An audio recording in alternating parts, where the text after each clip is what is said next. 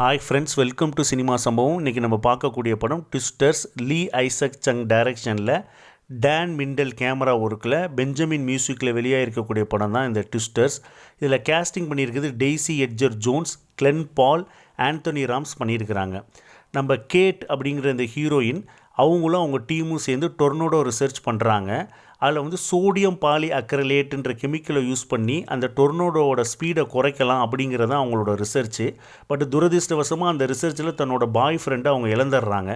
இதனால் அந்த கேட்டு ரொம்ப டிப்ரெஷனுக்கு போயிடுறாங்க.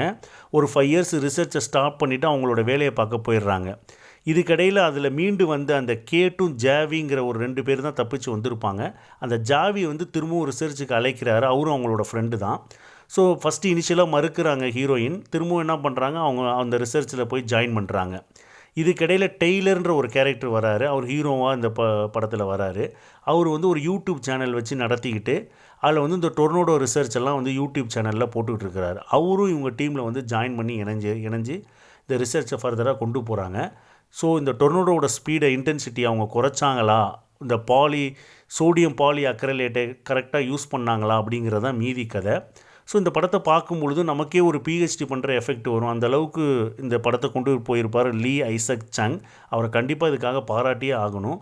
ஸோ இந்த ஒரு சயின்ஸ் சம்மந்தமான படம்னால சில இடத்துல வந்து ரொம்ப கான்வர்சேஷன் அதிகமாக வரும். அது வந்து தேவையான கான்வர்சேஷன். அது வந்து ஒரு லேகாக இருந்தாலும் அது வந்து இந்த படத்துக்கு தேவையான லேக்னு தான் நான் சொல்லுவேன்.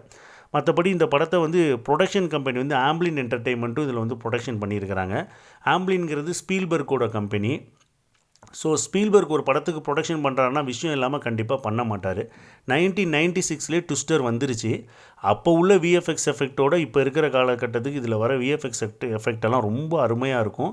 இதில் வர வந்து ஆரம்ப காட்சியாக இருந்தாலும் சரி, கிளைமேக்ஸில் வர அந்த தேட்டரிக்கல் சீனாக இருந்தாலும் சரி, எல்லாமே விஎஃப்எக்ஸ் ஒர்க்கு பக்காவாக பண்ணியிருப்பாங்க. பிசிறே தட்டாது. அதனால் இந்த படத்தை கண்டிப்பாக எல்லோரும் பார்க்க வேண்டிய ஒரு படம். இது இங்கிலீஷில் அவைலபிளாக இருக்குது. இதில் அடல்ட் கண்டென்ட் கிடையாது. அதனால் கண்டிப்பாக இந்த படத்தை பாருங்கள். மீண்டும் ஒரு வீடியோவில் சந்திக்கிறேன். நன்றி, வணக்கம்.